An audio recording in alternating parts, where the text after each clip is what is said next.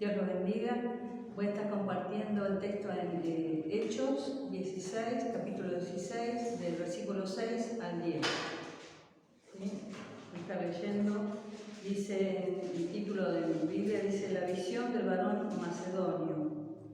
Y dice la palabra de Dios: y atravesando Frigia y la provincia de Galacia, le fue prohibido por el Espíritu Santo hablar la palabra en Asia. Y cuando llegaron a Misia, intentaron ir a Bitinia, pero el Espíritu no se lo permitió. Y pasando junto a Misia, descendieron a Troas, y se le mostró a Pablo una visión de noche. Un varón macedonio estaba en pie, rogándole y diciéndole: pasa Macedonia y ayúdanos. Cuando vio la visión, enseguida procuramos partir para Macedonia, dando por cierto que Dios nos llamaba para que les anunciésemos el Evangelio. Amén. Yo puse el título de esta porción: prohibiendo para avanzar. Un poco como que pareciera que no tiene sentido, pero el Espíritu de Dios está prohibiendo para avanzar, prohibiendo algo para avanzar a otro lugar, ¿no? Y muchas veces cuando estamos en la iglesia y somos parte del cuerpo de Dios, de una iglesia, pensamos que lo que estamos haciendo en la iglesia es parte del propósito de Dios. Y no siempre todo lo que hagamos en la iglesia, por el simple hecho de estar ahí, es la dirección que Dios quiere para nosotros, ¿no es cierto? Entonces podemos verlo en este pasaje, donde Pablo se determinaba a ir a Frigia, ¿no? Y a la provincia de Galacia, y la palabra la quería llevar a Asia. Sin embargo, en este viaje misionero él había planeado un viaje hacia el norte, ¿no? Hacia Bitinia, pero esa noche tuvo una visión.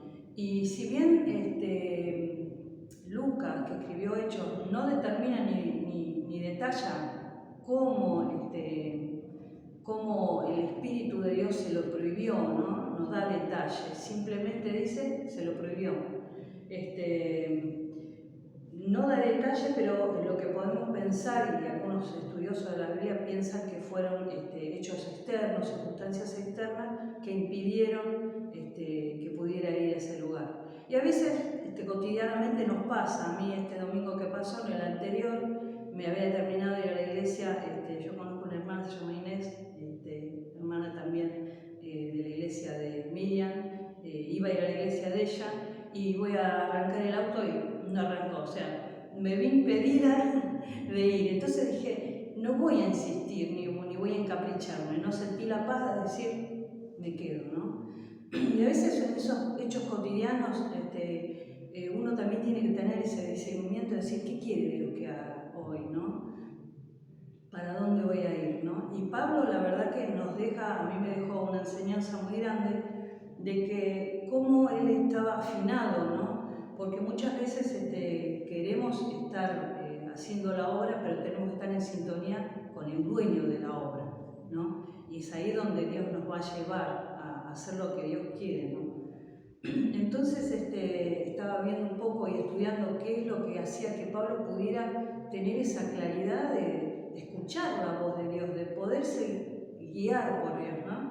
Y dice la palabra de Dios en Hechos 2:17: y en los postreros días, dice Dios, derramaré de mi espíritu sobre toda carne, y vuestros hijos y vuestras hijas profetizarán, vuestros jóvenes verán visiones y vuestros ancianos soñarán sueños.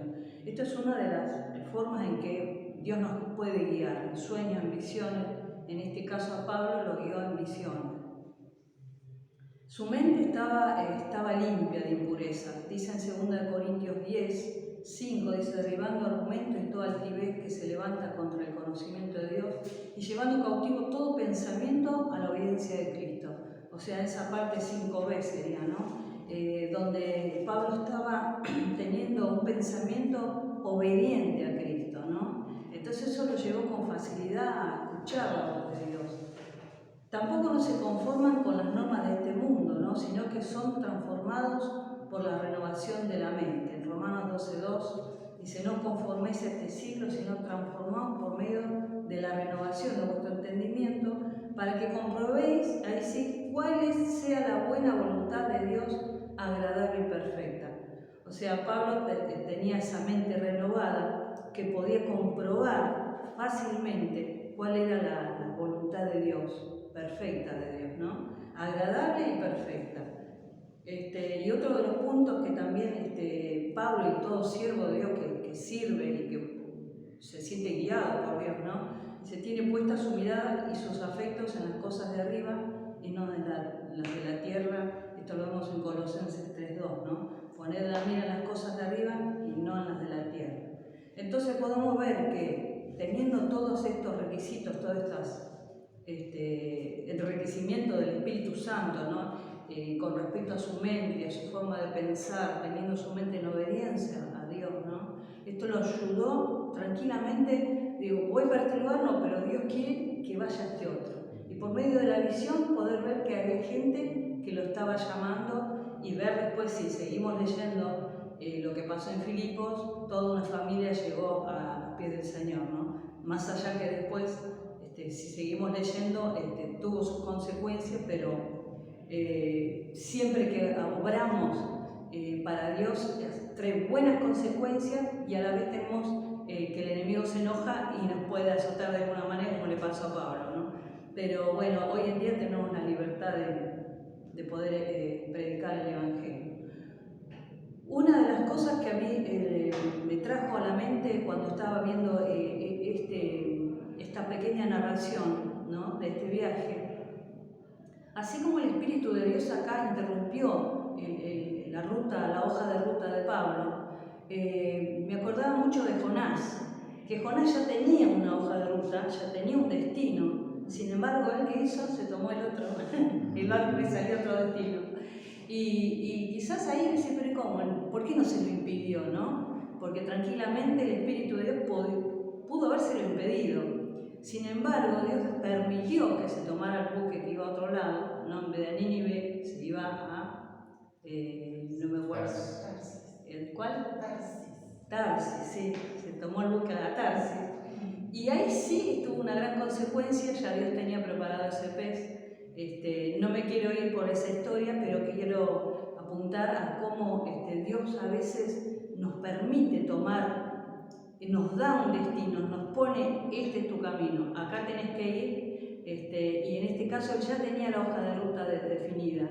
Sin embargo, él se fue para el otro lado, ¿no? Y eso hizo que tuviese sus grandes consecuencias, ese pez preparado. Sin embargo, Dios lo llevó a ese punto donde tenía que llegar. Y Pablo en este caso tenía una hoja de ruta, pero el Espíritu de Dios se la cambió, ¿no? Y lo llevó al punto donde él quería. Entonces, lo que me tocó a mí en esta palabra es, estamos siendo tan sensibles a la voz del Espíritu, ¿no? Para estar en el punto justo donde Dios quiere, en esta altura del partido de cada uno. Estamos siendo sensibles a la voz del Espíritu de Dios para poder llevar y emprender eso que Dios quiere con nosotros. Y yo siempre me lo pregunto esto, ¿no? Porque desde el punto de partida, yo comencé en una iglesia muy importante ahí de Lomas, el Buen Pastor, y estuve un par de años y después me fui a una casa de oración. Y a veces, y no me trajo buenas consecuencias, ¿no? Pero Dios permite en esa misericordia, en esa voluntad permisiva, que vivamos ciertas cosas y que a los golpes aprendamos, ¿no? Pero entonces la idea es que podamos ser sensibles a la voz del Espíritu. Ya habiendo crecido y tener unos años, ya deberíamos poder tener esa sensibilidad de decir, estoy en el lugar donde Dios me quiere, ¿no? Y cuando Dios nos dice no, ahí se muestra la voluntad de Dios. Podemos ver la voluntad de Dios y podemos ver que Él abre un lugar, un panorama diferente, ¿no? Cuando Dios dice no, el Espíritu de Dios abre una dimensión que no lo podemos entender, que quizás no llegamos a comprender, ¿no? Pero Él tiene un gran propósito en ese lugar, en esa dimensión que nosotros no decimos, no, pero yo qué voy a hacer acá. Sin embargo, Dios ya tiene todo preparado, ¿no? Como lo tenía en Filipos para Pablo. Así que bueno, que Dios los esté bendiciendo.